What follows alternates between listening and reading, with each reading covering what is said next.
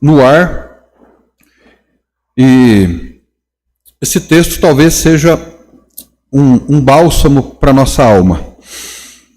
O texto é Hebreus capítulo 10, eu leio com os irmãos a partir do verso 33,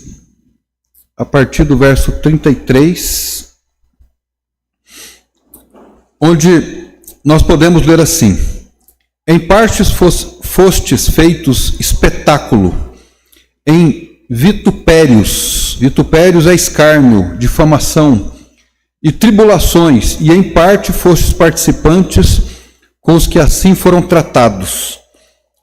Porque também vos compadecestes das minhas prisões, e com alegria recebestes o roubo dos vossos bens, sabendo que em vós mesmos tendes nos céus uma possessão melhor e permanente.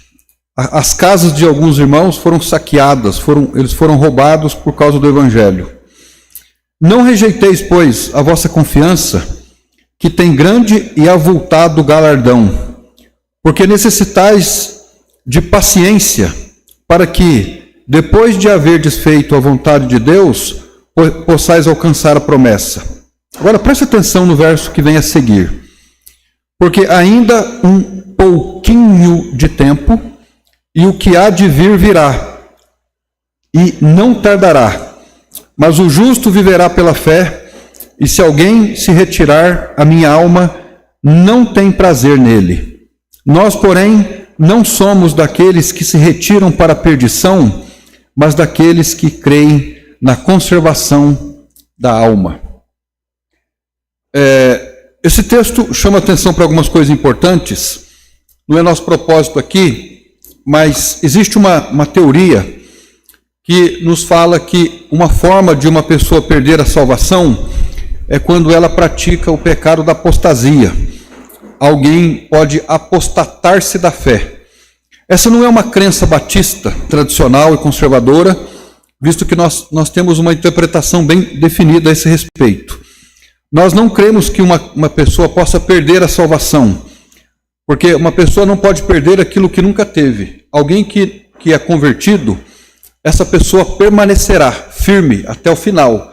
E também, ao afirmarmos assim, nós não cremos na doutrina calvinista da perseverança dos santos, mas nós cremos que aquele que é do Senhor, ele ficará firme até o final. A própria palavra de Deus e o próprio Espírito de Deus, que é o Espírito que assiste a pregação da palavra, ele deixa o crente que se desvia do caminho de Deus muito incomodado, de maneira que ele se rende à vontade de Deus. Então, essa é uma das coisas que nós aprendemos aqui. Agora, o que eu quero chamar a atenção aqui é o versículo 37. Porque ainda um pouquinho de tempo, e o que há de vir virá, e não tardará. Então, essa expressão aqui, um pouquinho, ela é difícil traduzir exatamente o que ela significa, mas a palavra original aqui é mikros. Então dá para entender que é uma coisa micro, algo muito pequeno. Aqui referindo-se ao tempo, é uma expressão que normalmente é usada no Novo Testamento para referir-se à volta de Jesus. E, em termos práticos, o que o autor de Hebreus queria transmitir para os seus leitores é mais ou menos assim: olha, vocês estão passando por tribulações, por escárnios, por aflições, mas aguentem aí firmes. Aguenta só mais um pouquinho, porque o que há de vir virá, não tardará. Referindo-se à volta de Jesus. E essas palavras, elas são muito apropriadas para nós hoje, no mundo em que nós vivemos, no contexto em que nós vivemos hoje. Nós podemos aplicar essas palavras do autor de Hebreus e dizermos assim: irmãos, vamos aguentar firmes. Mais um pouquinho. Está difícil, né? Mas é só mais um pouquinho. É como quando você vai tomar uma injeção. Já tomou uma injeção? Alguém tem medo de injeção? E aí a pessoa que está aplicando a injeção assim, está acabando. Né? E uma agulha enorme, uma seringa que tem ali quase 1 litro de líquido para ser aplicado. Né? E ele está dizendo assim, só mais um pouquinho. Então, vamos receber essa palavra, né? Um pouquinho de tempo. Vamos aguentar firmes. E o que há de vir não tardará. Ele virá. e nós não nos arrependeremos, né? É difícil permanecer, é difícil ser constante, mas essa constância, essa permanência, ambas são abençoadoras. Vamos continuar firmes no Senhor, porque com Ele já está difícil, sem Ele a dificuldade dobra de tamanho, né? Vamos continuar sempre firmes no Senhor. Amém? Eu gostaria de convidar os irmãos agora, sim, a abrirem as suas Bíblias em Deuteronômio, capítulo 32. Como nós percebemos, nós estamos terminando os nossos sermões expositivos no livro de Deuteronômio. Hoje nós estamos no capítulo 32. Esse é um capítulo também abençoador. É um capítulo bem comprido. Nós percebemos aí que existem 52 versículos. Então, para nós sermos para otimizarmos o tempo, nós não vamos ler todo o capítulo, vamos ler apenas alguns versículos, mas vamos percorrer por aqueles que são os mais interessantes para a nossa pregação no dia de hoje. Então, desta vez, nós vamos ler Deuteronômio capítulo 32, versículos de 1 a 7. Eu quero pensar com os irmãos hoje sobre o Cântico de Moisés. O Cântico de Moisés. O texto, então, é Deuteronômio 32, onde se lê assim: Inclinai os ouvidos, ó céus, e falarei, e ouça a terra as palavras da minha boca. Goteje a minha doutrina como a chuva, destile a minha palavra como orvalho, como chuvisco sobre a erva e como gotas de água sobre a relva. Porque apregoarei o nome do Senhor, engrandecerei o nosso Deus. Ele é a rocha, cuja obra é perfeita, porque todos os seus caminhos são justos. Deus é a verdade, e não há nele injustiça. Justo e reto é. Corromperam-se contra ele, não são seus filhos, mas a sua mancha, geração perversa e distorcida é. Recompensais assim ao Senhor, povo louco e ignorante? Não é ele o Pai que te adquiriu, que te fez e te estabeleceu? Lembra-te dos dias da antiguidade, atenta para os anos de muitas gerações. Pergunta a teu pai, e ele te informará, aos teus anciãos, e eles te dirão. Vamos orar então. O tema hoje, o título do sermão é o Cântico de Moisés. Senhor nosso Deus e nosso Pai, agradecemos ao Senhor por termos visto as crianças cantarem aqui. Houve uma beleza nisso, a beleza da inocência das crianças, louvando ao Senhor, trazendo para o nosso ambiente a alegria que vem do Senhor. Agradecemos ao Senhor pelas nossas crianças, por aquelas que cantaram e por todas elas, inclusive aquelas que não estão aqui. Que a graça do Senhor esteja com elas. Nós oramos para que o Senhor preserve os nossos filhos e as nossas crianças deste mundo perverso. Oramos pela integralidade física das nossas crianças. E nós queremos hoje à noite agradecer ao Senhor por todas elas. São vidas, são almas, são pessoas que estão conhecendo os primeiros passos da vida cristã. E nós oramos para que nós adultos sejamos bênçãos nas suas vidas. Muito obrigado pelas nossas crianças, meu Pai. Agradecemos também pela leitura do livro de Hebreus, um texto que nos motiva, que nos encoraja a vivermos a despeito das tribulações, das prisões, das angústias que nós passamos neste mundo. A Tua palavra nos encoraja nesta noite, nos dizendo que resta mais um pouquinho de tempo, e o que há de vir virá, não tardará. O Senhor não tardará. Embora nós muitas vezes imaginamos que o Senhor está se atrasando, mas o Senhor nunca se atrasa. O Senhor sempre vem na plenitude do tempo, no tempo certo. O Senhor é soberano. Os teus pensamentos não são os nossos pensamentos. A maneira como o Senhor vê as coisas não são a maneira como nós vemos as coisas. E a sabedoria está com o Senhor. A segurança está com o Senhor. A proteção que nós tanto precisamos está com o Senhor. E nós somos o teu povo e confiamos no Senhor. Oramos agora para que este capítulo 32 de Deuteronômio seja uma bênção para as nossas vidas. Que neste Cântico de Salomão possamos extrair lições práticas para a nossa vida. Essa é a nossa oração no nome de Jesus. Amém. No capítulo 32 de Deuteronômio, então, esse é conhecido como Cântico de Moisés. Ele foi pronunciado um pouco antes da morte de Moisés, quando o povo estava prestes a entrar na terra prometida. Esse cântico, ele tem uma função dupla. Em primeiro lugar, ele é uma testemunha solene dos feitos de Deus. Em segundo lugar, ele é uma advertência profética. Se, por exemplo, você pode ler comigo no capítulo 31, no verso 19, nós lemos assim, 31, 19. Agora, pois, escrevei-vos este cântico e ensina-o aos teus filhos, aos filhos de Israel. Ponde-o na sua boca, para que este cântico me seja por testemunha contra os filhos de Israel. Veja, ele diz para que este cântico, para que o conteúdo, a letra deste cântico seja contra os filhos de Israel. Agora, veja o verso 30 também. Capítulo 31, verso 30. Então Moisés falou as palavras deste cântico aos ouvidos de toda a congregação de Israel até se acabarem. Então, que cântico é esse? O cântico está no capítulo 32. O capítulo 32 é um cântico. E nós vamos fazer alguns comentários sobre ele hoje. Nesse cântico, ao mesmo tempo que ele retrata a grandeza de Deus, ele retrata a fraqueza humana, Ao mesmo tempo que ele mostra a seriedade do pecado, ele mostra também a esperança da restauração. Então, é um capítulo que tem os seus contrastes. Ele revela um coração de Deus que é justo, que pune o pecado, mas ao mesmo tempo um Deus que age com misericórdia. Então, é um capítulo interessante e nós queremos destacar 3 aspectos do Cântico de Moisés. Em primeiro lugar, o primeiro aspecto do Cântico de Moisés, aqui no capítulo 32, refere-se à fidelidade de Deus. Então, o capítulo tem 3 pontos, porque é uma mensagem batista. A mensagem batista tem 3 pontos, né?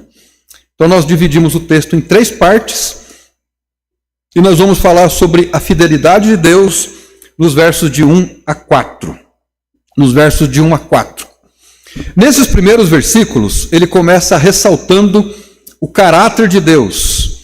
E no verso 1 ele diz assim: inclinai os ouvidos, ó céus, e falarei, e ouça a terra as palavras da minha boca. Então, o cântico de Moisés começa mais ou menos assim: eu sou Deus, eu vou falar, e terra, ó céus, sejam testemunhas daquilo que eu vou falar. Então, Deus convoca a criação para testemunhar a sua fala, para mostrar a sua estabilidade, a sua segurança e a sua firmeza. No verso 1, então, ele profere palavras convocando os céus e a terra como testemunhos de sua mensagem. Essa é uma linguagem comum nas alianças no Antigo Oriente. Quando alguém estabelecia uma aliança, eram convocadas testemunhas para estarem presentes e verem que um acordo foi feito. Inclusive alianças de casamento, de sociedades, elas eram cerimônias em que as testemunhas eram convocadas para ali estarem e testemunharem daquele acordo. Aqui é convocada a criação inteira para atestar a justiça de Deus e a rebeldia do povo. A justiça de Deus e a rebeldia do povo. O tratamento de Deus, o pecado do povo e a misericórdia de Deus. Então, essa é uma mensagem que traz consigo a ideia de que ninguém poderia dizer assim: eu não sabia disso. Porque Deus, inclusive, convoca a própria natureza, a própria criação, para testemunhar daquilo que ele estava falando. O que significa que ninguém poderia alegar ignorância. No verso 2 ele diz: goteja a minha doutrina como a chuva, destile a minha palavra como orvalho, como chuvisco sobre a relva e como gotas sobre a erva. Aqui nós entendemos que a instrução de Moisés é comparada a uma chuva suave e necessária. Agora, por exemplo, já relampejou, nós já ficamos aqui com medo, certo? A luz pode acabar. é uma possibilidade. Relampejou, trovejou, ventou. Então, essa chuva que anuncia vir não é uma chuva suave. Talvez ela seja necessária, mas ela não é tão suave. Mas aqui na descrição de Moisés, quando ele diz: goteje a minha doutrina como a chuva, destile a minha palavra como orvalho, ele se refere a uma chuva mansinha, uma chuva calma, necessária, que quando vem, ela irriga, ela fertiliza a terra, ela faz com que a terra seja alimentada e fortalecida. O sentido encontrado aqui, nessas palavras, nos ensina que a revelação de Deus, ela não vem para esmagar, mas ela vem com uma chuva fina, como um chuvisco para nutrir a nossa alma com as bênçãos de Deus, como um presente indispensável para a sobrevivência espiritual. O cristão precisa receber continuamente uma chuva de doutrina, uma chuva do conhecimento de Deus, para que ele tenha a sua alma lubrificada, a sua alma lavada, a sua alma limpa. Porque se nós vivermos uma vida espiritual seca, nós vamos perder o vigor. A nossa vida precisa ser comparada a uma planta regada, a um jardim regado. Se ele não for regado, ele perece. A nossa vida precisa ser regada com a doutrina da palavra, como nós lemos: goteje a minha doutrina como a chuva. É isso que nós precisamos. Então, essa primeira parte, ela revela a fidelidade de Deus. Um Deus oferecendo água, um Deus oferecendo doutrina, um Deus oferecendo ensinamento para que a ignorância fosse dissipada. E dentro dessa questão, nós podemos ressaltar três questões que eu considero fundamental aqui. A primeira delas é que diante dessa fidelidade de Deus, que disponibiliza a sua palavra, a sua fidelidade, não há neutralidade. Não há neutralidade. Nós podemos, por exemplo, nos lembrar da parábola do semeador. Na parábola do semeador, o solo foi cultivado. Tudo foi propiciado para que houvesse produção. Mas houveram corações indiferentes, corações endurecidos para com a palavra de Deus. Então, não há neutralidade nesse gotejar da doutrina como uma chuva no coração de ninguém. Ou seja, cada palavra que nós ouvimos, cada ensinamento que nós ouvimos vindo de Deus, nós não somos neutros, nós somos responsáveis por ele. Nós daremos conta de tudo aquilo que nós ouvimos. Nós daremos contas a Deus de tudo aquilo que nós não ouvimos porque não quisemos ouvir, não fizemos a opção de ouvir. Então, haverá consequência para as nossas vidas. Não haverá também isenção de culpa. Quem recebe a palavra e ignora, responde por isso. Mas aquele que recebe a palavra, ele encontra vida. Assim como uma planta que é regada, assim como um jardim que é regado. A terceira lição que eu aprendo aqui é que todos nós estamos debaixo de leis invisíveis. Se nós pararmos para pensar, os fenômenos, por exemplo, trovejou, relampejou, ventou, está chovendo, né?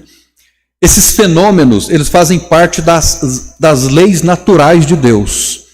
A chuva é necessária, o vento é necessário, o sol é necessário, o frio é necessário, o calor é necessário, os fenômenos naturais fazem parte das leis naturais de Deus. Todos eles são necessários.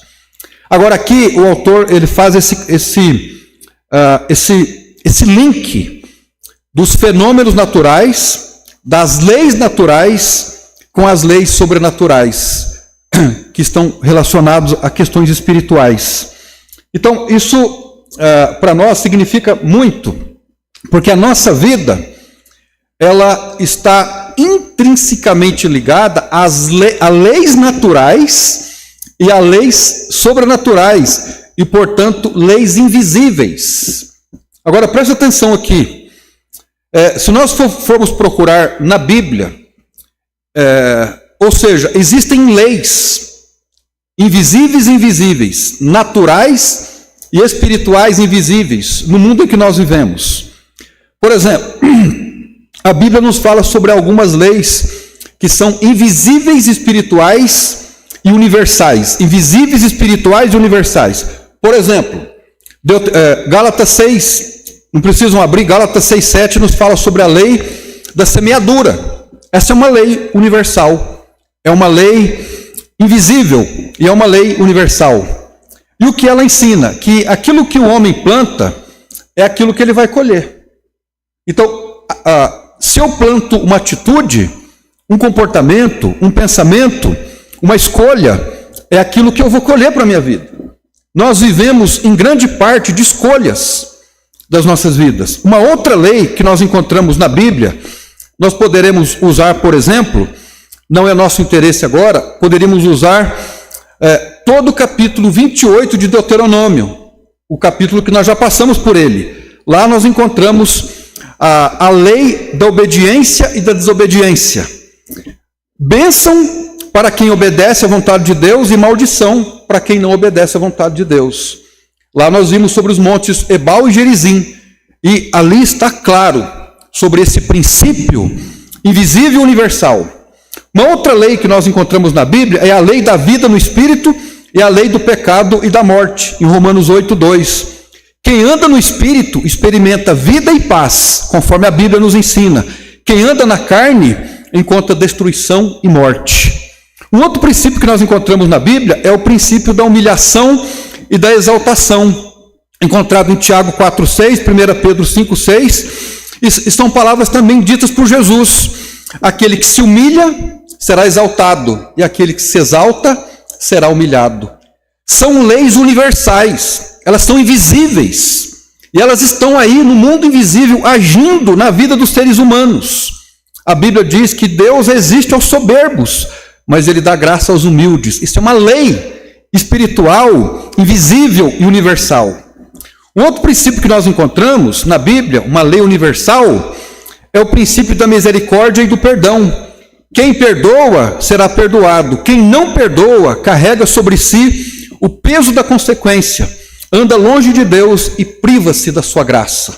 Esse é um princípio universal. Uma outra lei que a Bíblia nos ensina é a lei de dar e receber. E nós encontramos isso em 2 Coríntios 9, de 6-8. Aquele que dá, recebe. Aquele que não dá, não recebe. Essa é uma lei invisível, universal.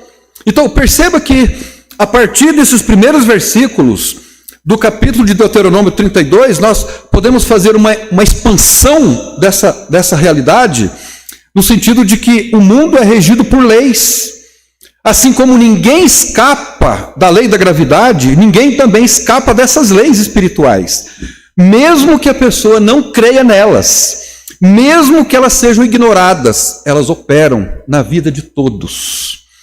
As leis espirituais, presta atenção, elas não dependem de crença, de religião, de igreja, de comunidade, não depende ou não está relacionada diretamente com o fato da pessoa ser crente ou não ser crente. Um filho crente desobediente, ele vai colher o quê? Como? Cintada. Um filho descrente, obediente, ele vai colher o quê? Vamos lembrar, por exemplo, de Deuteronômio, capítulo 6, replicada por Paulo, quando a Bíblia diz: filhos, sede obedientes a vossos pais no Senhor, que é o primeiro mandamento com promessa, para que te vá bem e vivas muito tempo sobre a terra. Será que um filho descrente, de uma família descrente, que observa esse mandamento, ele é beneficiado? Sim. E um filho de crente, que não obedece isso, que é desobediente, ele vai receber as consequências? Sim. Então veja, os princípios são universais. Não aplica só para a igreja. É por isso que muita gente que não é crente é abençoado, e muitos que são crentes não são abençoados. Porque às vezes lembra do início, ele começa o sermão falando, o cântico falando que ninguém podia alegar ignorância. Às vezes nós alegamos ignorância. Eu não sabia. Nós sabemos. Nós que somos crentes, nós sabemos. Agora, ouça o versículo que eu leio agora, para ser uma paulada na nossa moleira. Não que nós estamos sendo repreendidos. Eu não vejo que Deus está nos repreendendo. Está nos alertando e nos ensinando. Veja o que Jesus disse. Os filhos deste mundo são mais prudentes na sua geração do que os filhos da luz. Não é interessante? Lucas 16, 8. Os filhos descrentes, o povo ímpio, eles são mais prudentes na sua geração do que os filhos da luz. Essa é uma coisa que nós podemos pensar. Irmãos, eu não sou um pesquisador, mas eu sou um leitor há muitos anos de sociedades secretas. É um assunto que sempre me deixou curioso. E ao longo dos meus quase 30 anos de ministério, teve um pastor que me despertou para isso. Eu gosto de ler sobre isso, eu me informo sobre isso. E as sociedades secretas, elas cumprem os princípios bíblicos. Sabiam? Eles não são crentes, a maioria deles, não sei, não faço juízo de valor sobre isso, mas eles observam os princípios das leis universais. Por quê? Porque eles trazem resultados. As motivações são erradas, mas na prática funciona. Agora, talvez seja isso que Jesus quis dizer: os filhos deste mundo são mais prudentes na sua geração do que os filhos da luz. O contraste é que os filhos das trevas observam os princípios que às vezes nós não observamos. Dessa forma, então, irmãos, a respeito das leis invisíveis e universais que nós falamos, nós precisamos procurar viver isso e precisamos ensinar os nossos filhos a viverem assim, né? Por exemplo, ensinar os nossos filhos a lei da semeadura, ensinar os nossos filhos a serem generosos, doadores, a não serem assim grudados nas coisas, nas suas coisinhas, nos seus cacarecos. Nós temos que ensiná-los a darem, porque isso os abençoa. Temos que ensinar os nossos filhos a obedecer a Deus, porque isso os abençoa. Nós temos que ensinar os nossos filhos, a despeito das suas birras, a não se exaltarem, para que eles sejam abençoados. Nós precisamos ensinar os nossos filhos a resolver os seus problemas, a perdoarem para que sejam perdoados. E daí por diante. E nós precisamos lidar com as mesmas questões nas nossas vidas. Não podemos nos enganar pensando que cumprir os rituais da vida cristã, que são tão queridos por nós, em si, eles nos abençoam. Ou seja, nós ofertamos, nós dizimamos, nós estamos na igreja, nós estamos cantando, nós estamos louvando, estamos congregando, e tudo isso faz parte da vida cristã. Mas se nós não procurarmos observar esses princípios, que são universais, nós não vamos progredir. A vida não segue como nós gostaríamos que ela seguisse, como ela fosse para frente. Da mesma forma, quem age com egoísmo, injustiça, com mentira, mais cedo ou mais tarde colherá então as consequências. Agora, no verso 3 ele diz assim: porque apregoarei o nome do Senhor e engrandecerei a nosso Deus. Olha aqui, nós temos uma coisa interessante. Moisés, no seu cântico, ele faz aqui um ato de proclamação e um ato de exaltação ao nome do Senhor e sobre o nome do Senhor. Quando nós lemos aqui no verso 3, apregoarei, ou seja, a palavra que é pregar mesmo, né? Colocar na parede uma coisa e pregar, para que todos vejam o nome do Senhor e engrandecerei o nosso Deus. Então, essa expressão aqui, o nome do Senhor, ela tem um significado importante, porque ela não é um título, mas é a expressão do caráter de Deus. A expressão do caráter de Deus. E quando ele faz isso, ele faz com o propósito de glorificar a Deus, de tornar o caráter de Deus conhecido. Tornar o caráter de Deus conhecido. Toda pregação, todo ensino, todo louvor deve apontar para o caráter de Deus e não para nós mesmos.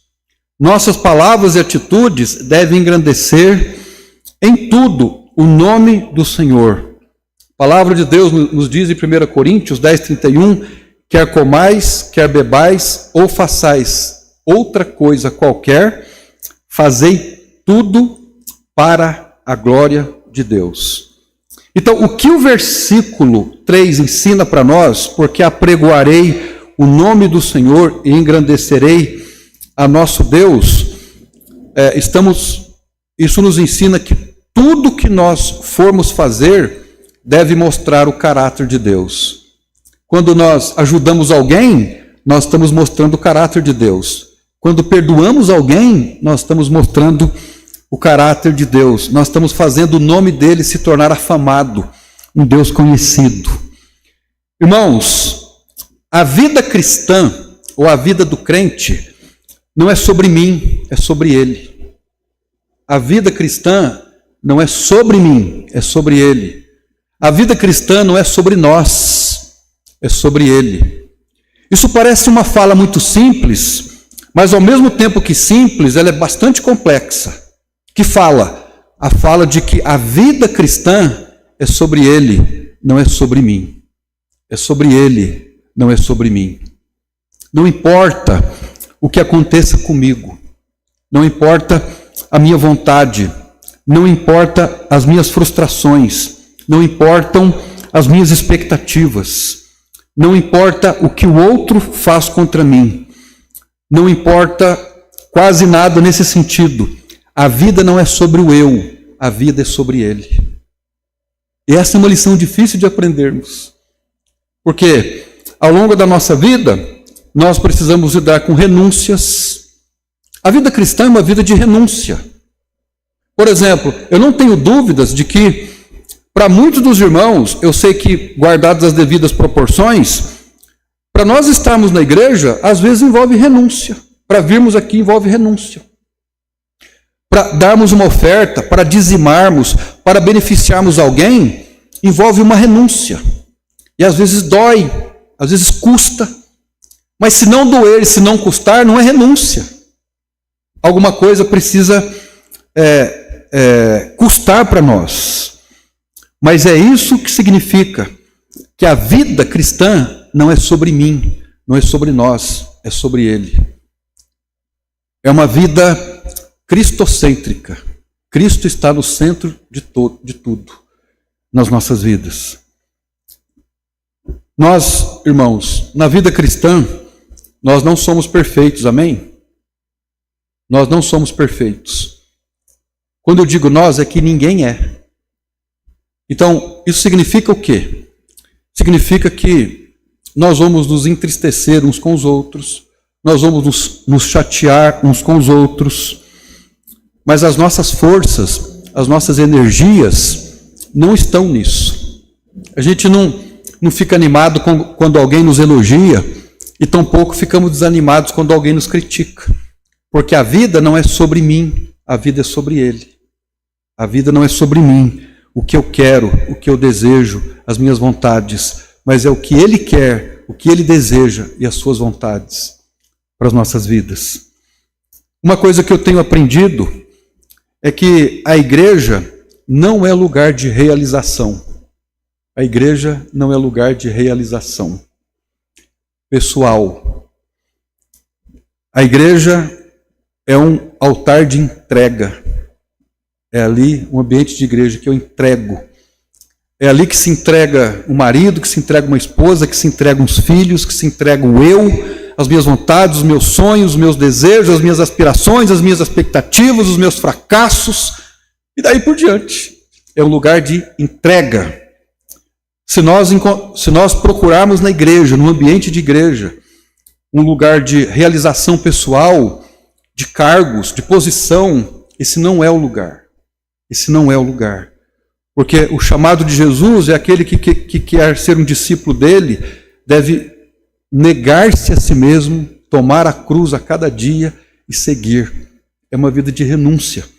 E por isso, a vida não é sobre mim, não é sobre eu, não é sobre você, é sobre Ele. É como diz o livro do Chambers, né? Tudo para Ele. Já tem esse devocional? Tem um devocional do Champlin. Chambers.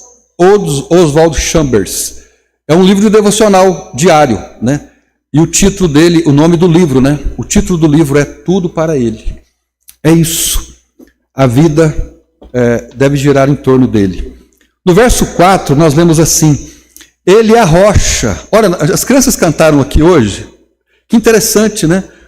Não foi nada combinado, mas o Giovanni leu um texto falando sobre a firmeza no Senhor. As crianças cantaram dizendo que ele é a rocha. Ele é a rocha, cuja obra é perfeita, porque todos os seus caminhos são juízo. Deus é a verdade, e não há nele injustiça.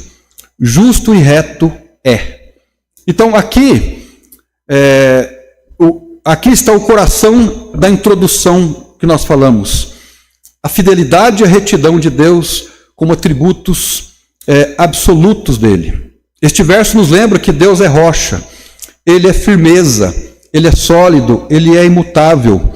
No mundo marcado por mudanças, por incertezas, por instabilidade, nós podemos encontrar segurança apenas nele. Nós vivemos insegurança alimentar, nós vivemos insegurança política, nós vivemos insegurança social, nós vivemos insegurança acadêmica, nós vivemos insegurança em todos os âmbitos, em todos os recônditos da sociedade. Mas se nós temos o Senhor, então nós podemos ficar tranquilos, irmãos. Nós podemos descansar, porque Ele é a rocha, cuja obra é perfeita, porque todos os seus caminhos são juízo. Deus é verdade, e não há nele injustiça. Justo e reto é. Muitas vezes nós não compreendemos os caminhos de Deus. Você compreende os caminhos de Deus? Eu não compreendo. Tem muita coisa na minha vida que eu não entendo até hoje. Coisas que já aconteceram, que às vezes eu vou orar, o que eu digo para Deus é um baita ponto de interrogação. E talvez você já viveu isso. Talvez você tenha 1, 2, 3, 4, 5, 6, ou pelo menos uma dúzia de pontos de interrogações. Senhor, mas eu não entendo isso. E nós não entendemos mesmo, muita coisa. Mas ainda assim, nós temos que confiar no Senhor. Eu vejo que a nossa Isa, ela é uma bênção para nós. Não que as outras não sejam, mas por ela ser menorzinha, né, às vezes ela fala cada coisa que eu fico assim, né, parado. Eu sei que as meninas do Lucas as crianças do Lucas são assim também, né? Eu não me lembro agora, pode ser que eu me lembre. Essa semana ela me falou uma coisa que eu falei, isso não foi você que falou. Isso não saiu, mas saiu dela. Eu vejo na Isa, como nossa filha, uma inocência, né? Assim, às vezes ela fica com medo, mas ela sabe que com a gente ela está segura. Ah, é verdade. Ela escreveu, né? Ela escreveu. Eu perguntei, você copiou de algum lugar? Ela falou, não. Ela escreveu assim, Isabelle, com Y. Deus é amoroso. Escreveu amoroso com Z, né? Errou no português. Mas com 4 anos, ela vai chegar lá um dia, né? Mas é assim que ela vê a Deus. Em casa, Gefran, quando a noite vem, começa a chover e relampejar, nosso quarto é invadido. Corre tudo para lá, tremendo de medo. E aí eu falo para elas, olha, quem é a nossa segurança é Deus. Se cair um raio aqui, papai não vai proteger. Tá bom, mas nós queremos ficar aqui. Irmãos, a gente, na nossa vida, não importa de onde vem o raio, quantos quilowatts vem nesse raio, mas se nós estamos com Deus, ou se Ele está conosco, então está tudo certo. Esse texto, ele é para nós, ele nos desafia a confiar, mesmo nos momentos de dor, mesmo no silêncio de Deus. Você sabia que confiar é uma questão de escolha? Confiar é uma questão de escolha. Eu confio ou não confio. Então, esse texto é um texto que nos estimula a confiar, não a entender as coisas. A gente não entende, mas a gente confia no Senhor. Nós confiamos na sua soberania, confiamos nos seus planos perfeitos, confiamos na sua sabedoria, e por isso está tudo bem. Eu sei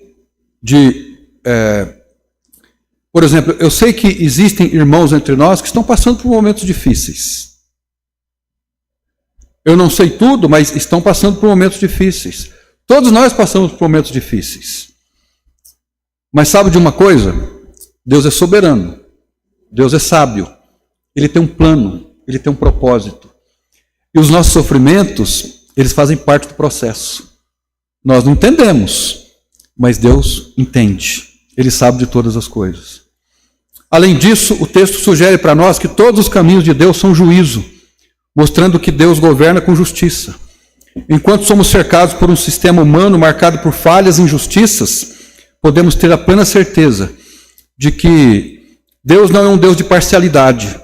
E essa verdade nos consola diante das injustiças que sofremos, na certeza de que tudo será resolvido por Ele.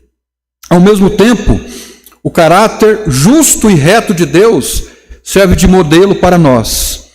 Se somos filhos, nós somos chamados para refletir a sua integridade.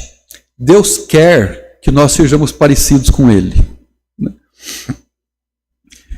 Geralmente, quando eu já ouvi várias pessoas falando assim que, às vezes, falando ao telefone, pastor, eu achei que estava falando com o senhor, estava falando com o Giovanni. Eu escutei o senhor falando, parecia que era o Giovanni, né?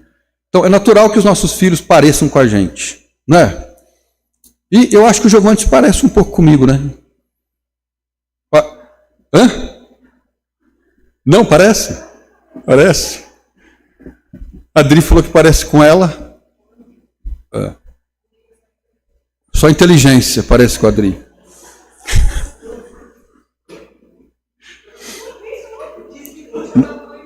Não, mas é verdade. Eu considero o Giovanni inteligente. Agora, o que Deus quer é que nós sejamos parecidos com Ele, nesse sentido, refletindo a sua integridade. Ser íntegro, hoje, não é uma tarefa fácil. Essa semana eu estava conversando com uma pessoa, é uma pessoa que vive de negócios, faz negócios. E ela estava com um negócio prontinho para assinar. Pronto. Sabe qual seria o ganho no negócio? 15 milhões de reais. E a pessoa falou, se eu faço esse contrato, ele pegaria livre 15 milhões de reais. Mas por uma questão que esbarra em princípios, ela não fez o negócio. E hoje, isso é uma coisa muito rara de se encontrar. E nesse sentido, nós precisamos confiar em Deus, Ele é a rocha. Mesmo que eu perca os 15 milhões, mesmo que eu não faça uma concessão de trabalho para mentir, para enganar, para fazer qualquer coisa. Nunca é certo fazer o errado e nunca é errado fazer o certo. Eu preciso fazer aquilo que é certo, que é íntegro aos olhos de Deus e confiar nele, porque Ele é a rocha. É nele que nós encontramos firmeza. Por fim, o versículo é também um convite à adoração. Quando entendemos que Ele é perfeito, justo e fiel, que Ele é a nossa rocha, nós não podemos e não devemos nos permanecer indiferentes. Nós que somos pais, quando presenteamos os nossos filhos com alguma coisa que eles gostam demais, o que a gente sente? O que, por exemplo? O que eles sentem? Às vezes nós pais compramos para os nossos, vou falar agora filhas, para as nossas filhas, uma coisinha besta, né? Às vezes uma pulseira, sei lá o quê, mas elas ficam assim, né? Alegres. E aí eu até ganho um beijo de cá, tudo melado, mas eu ganho um beijo. Então, quando nós vislumbramos a grandeza de Deus, os seus atributos, a sua integridade, o fato de que Ele é justiça, é reto, Ele é o nosso galardoador, o nosso Senhor, é impossível nós permanecermos indiferentes. Vai brotar em nós uma gratidão, um canto de louvor ao nosso Deus. E é isso que está acontecendo em partes aqui no capítulo 32, um canto a Deus. Assim, Deuteronômio 32 até o verso 4 nos ensina a descansar na fidelidade de Deus, confiar na sua justiça, na sua retidão. E como é que nós confiamos? Quando nós adoramos. Senhor, a vida não está fácil, né? Hoje um pastor amigo nosso me mandou um recado lá no WhatsApp. E aí, pastor, está tudo bem? Eu escrevi para ele, estou pelejando com a vida. Aí ele escreveu, está acontecendo alguma coisa? Eu falei, não, estou pelejando com a vida, né? É o mineiro que fala assim, né? Você pergunta para o meu pai, e pai, está tudo bem? Estou pelejando com a vida. Então, nós estamos pelejando com a vida. A vida não está fácil para ninguém. Mas a despeito da dificuldade, nós podemos adorar a Deus. Nós podemos entronizar o nome dEle e dizermos a Deus assim, Senhor, muito obrigado por tudo.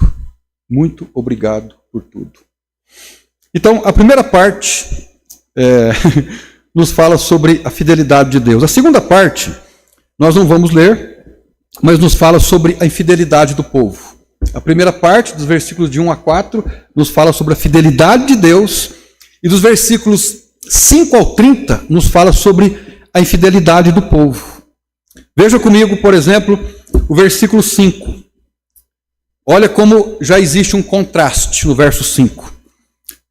Corromperam-se contra ele, contra Deus, e não são seus filhos, mas uma mancha. Olha que palavra pesada. Mas a sua mancha, geração perversa e distorcida é. Recompensais assim ao Senhor, povo louco, olha a palavra que ele usa, e ignorante. O que o texto quer dizer é que vocês se corromperão, vocês virarão as costas para mim, vocês não me quererão. Essa recompensa que eu tenho de vocês, povo louco e ignorante, é uma pergunta. É uma pergunta que traz consigo uma resposta. Vocês não são ignorantes. Vocês se tornarão rebeldes contra mim por desejo, por escolha. Agora, veja comigo ainda o verso 6. Não é ele, teu pai, que te adquiriu, que te estabeleceu?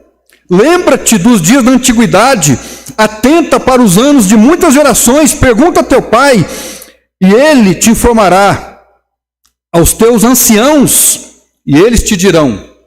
Agora, aqui, nessa parte, o que nós encontramos é uma profecia.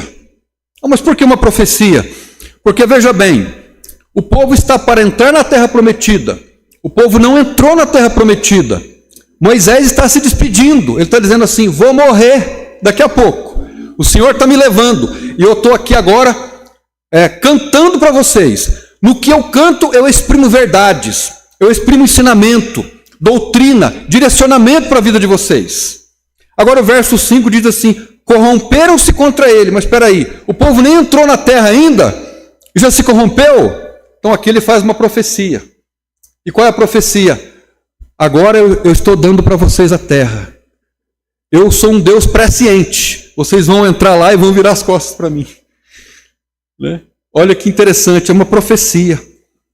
Não são seus filhos, mas a sua mancha, geração perversa e distorcida. Ou seja, eles não haviam feito nada ainda. Mas pelo histórico que tiveram no deserto, quando uma geração inteira morreu, e por Deus conhecer os seus corações, ele sabia que eles se voltariam contra ele. Ele faz aqui então uma profecia. E no verso 7 ele diz, lembra-te dos dias da antiguidade, atenta para os anos das muitas gerações. Ou seja, gerações passadas eu fui fiel a vocês. mas vocês sempre foram infiéis a mim. Abraão foi infiel a mim, Moisés, inclusive, foi infiel, e nós vamos ver depois aqui no que ele foi infiel. Então, o que se destaca aqui nos versos de 5 a 30 é a infidelidade de Israel.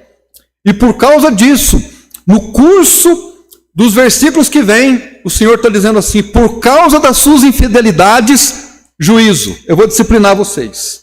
Vocês vão se corromper, vão virar as costas para mim e eu vou corrigir vocês. Agora, a correção que eu aplicarei a vocês, não é porque eu não os amo. Pelo contrário, a correção que eu aplicarei é porque eu os amo. É juízo e misericórdia, manifestando ao mesmo tempo. Agora, irmãos, vamos pensar aqui. Imagine um pai, nós temos alguns pais aqui. Imagine um pai que dedica a sua vida ao seu filho. E aí a gente pode falar de um pai ou de uma mãe, o princípio é o mesmo. De trabalho duro, garante o sustento, protege, ensina, orienta nos caminhos, abre mão daquilo que gosta. Nós que somos pais e as mães, às vezes abrem mão daquilo que gosta. Um pai é aquele que ele pode privar-se de comer o que gosta para dar ao filho aquilo que ele precisa. É assim que nós pais fazemos. E a gente faz isso com dor? Não.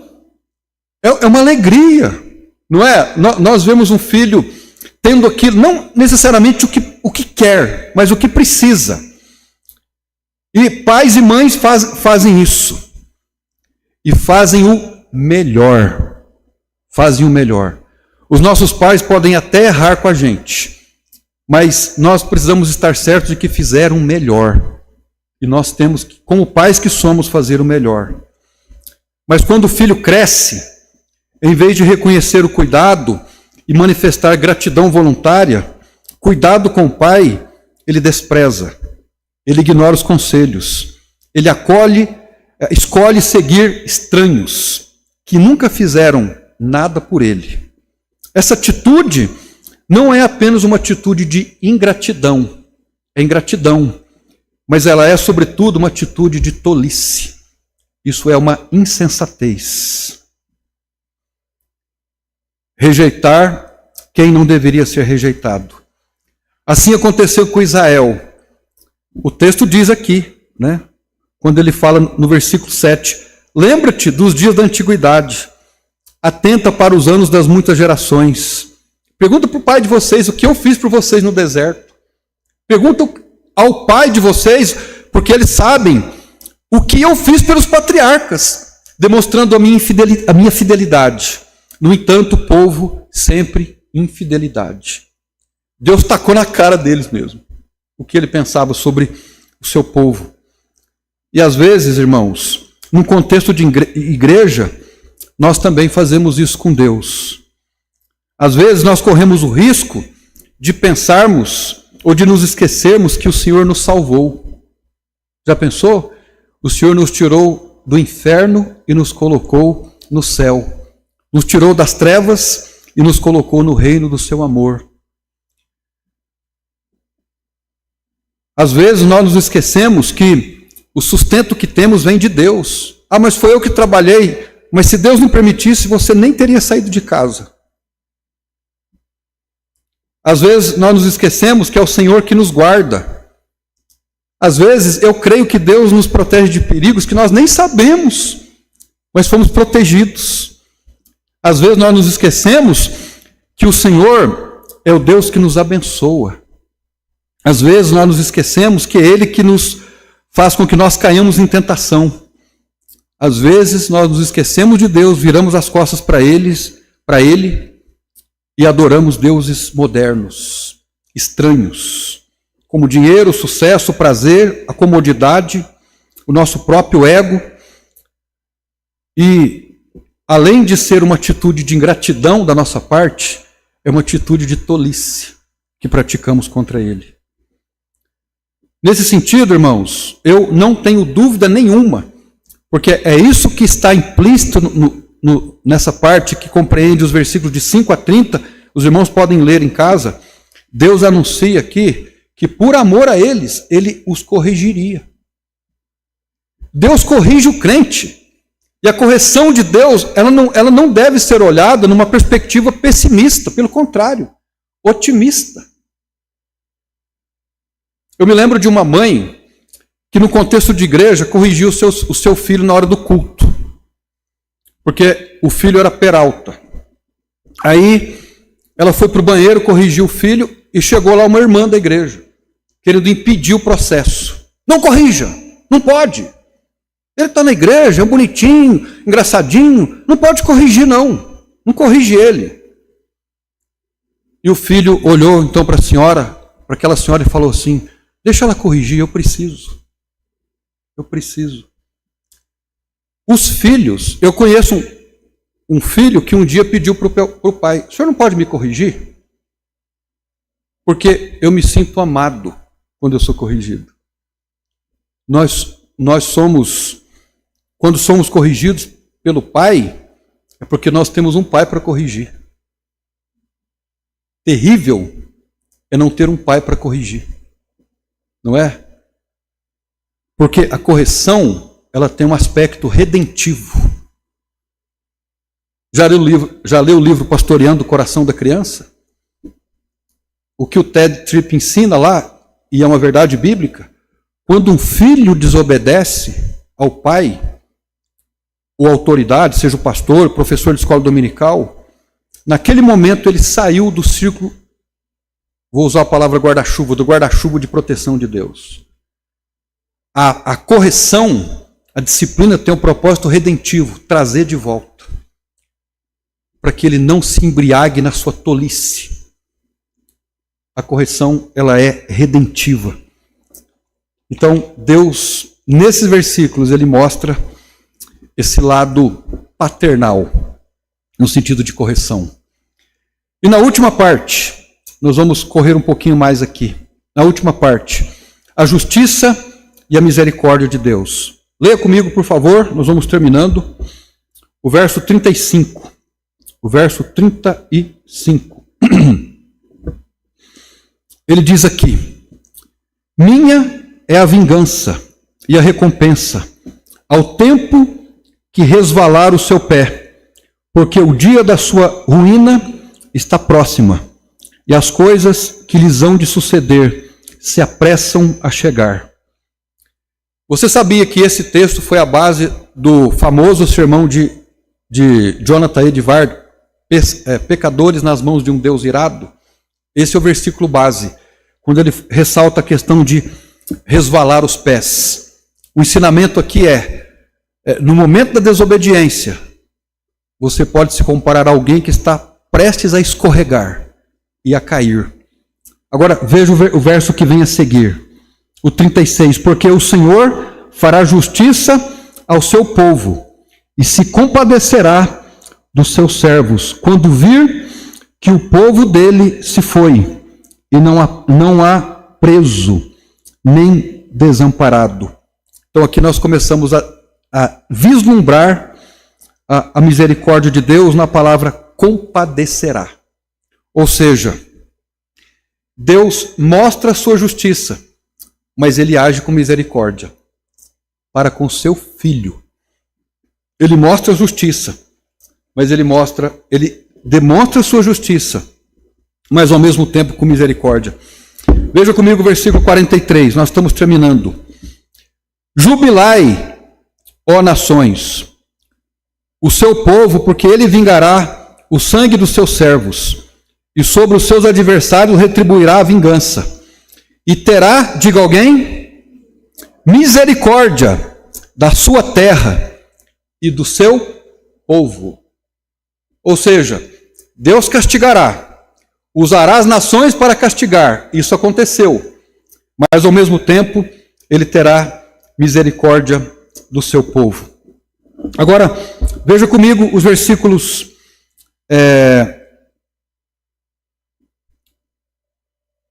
o versículo 48. Depois falou o Senhor a Moisés naquele mesmo dia, dizendo: sobe ao monte Ebarim, ao monte Nebo, que está na terra, e de Moabe, defronte de Jericó, e vê a terra de Canaã.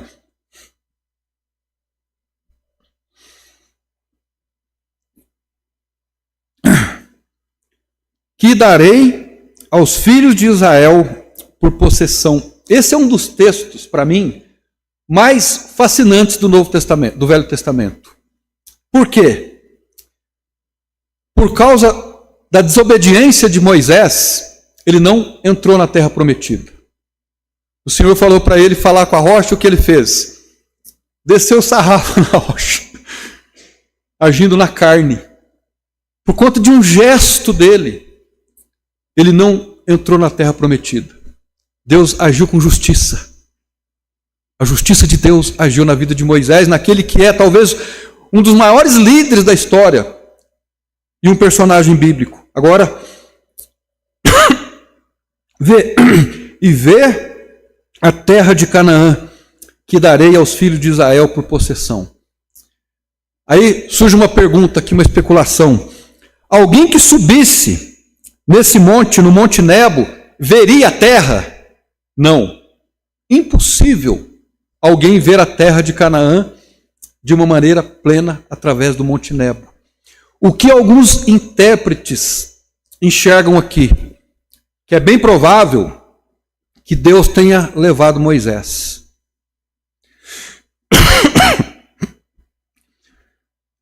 para ver a terra, dizendo para ele: você não pisa lá, mas você vai ver. Ele foi justo, mas ele foi misericordioso. Veja o verso 51. Porquanto transgredistes contra mim no meio dos filhos de Israel, as águas de Meribá de Gades, no deserto de Zim, pois não me santificastes no meio dos filhos de Israel. Pelo que verás a terra diante de ti, porém não entrarás nela, na terra que darei aos filhos de Israel. Deus então mostrou de uma forma muito clara, muito contundente, o seu juízo e a sua misericórdia. Hoje de manhã nós estudamos sobre isso, que o juízo, que a misericórdia supera o juízo. Uma das lições que eu aprendo aqui, irmãos, é que nós precisamos ser justos uns com os outros, mas nós não podemos nos esquecer da misericórdia. E a misericórdia hoje é uma atitude que tornou-se cara e rara. Mas nós podemos ser misericordiosos uns com os outros. Amém? Então eu peço aos irmãos que sejam misericordiosos comigo. Eu peço aos irmãos que sejam misericordiosos uns com os outros. Porque a misericórdia não exclui a justiça. Mas nós já somos muito justos, principalmente com os erros dos outros. Mas nós temos que ser mais misericordiosos. Eu acho que no lugar de Moisés, preferiria ser levado por Deus para ver a terra do que pisar a terra. Mas como Deus é sábio, é soberano, né? Em ter dado a ele a oportunidade de enxergar uma terra que ele não pisou pela promessa de Deus, para que ele fosse justo com ele mesmo. Deus estava sendo justo com ele mesmo, mas ao mesmo tempo misericordioso para com seu servo. Que Deus abençoe a sua palavra, então. Hoje nós comentamos sobre a fidelidade de Deus, a infidelidade de Israel e a justiça e a misericórdia de Deus. Mesmo que nós sejamos justos, mesmo que nós sejamos fiéis a Deus, nós ainda somos infiéis. Mas Deus é sempre fiel conosco. Amém? Vamos orar então, agradecer a Deus pela sua palavra e vamos ter o nosso tempo de comunhão. Senhor nosso Deus e Pai, obrigado pela tua palavra, que ela possa produzir no nosso coração aquilo que só o Senhor pode fazer. Nos ajudar a tomar decisões que nós precisamos. Nos ajude a sermos mais misericordiosos uns com os outros. A misericórdia é uma característica que provém da graça. Sendo que, por um outro lado, a falta de misericórdia vem da nossa justiça própria.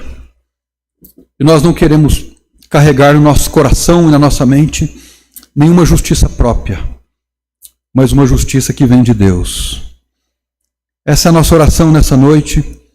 Nos despeça agora em paz, em segurança para os nossos lares. É isso que nós pedimos ao Senhor em nome de Jesus. Amém. Deus abençoe os irmãos.